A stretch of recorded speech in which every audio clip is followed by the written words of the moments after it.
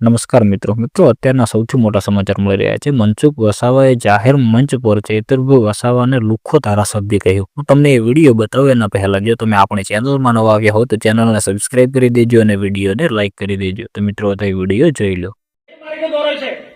Positive વાતો જ નથી કરતા। આદિવાસીનો ઓળખ આપે છે। આદિવાસી એટલે તેને કહ્યું છે આદિવાસી એટલે કોણ? આદિવાસી છે આ સંસ્કારો આપવાના છે। એટલે કોણ? હું નાની મોટી બધી સભામાં કહેવાનું બંધ કરી દઈશ એને કાઢો બોલતો બંધ કરી દઈશ। બધાય બોલવું પડે।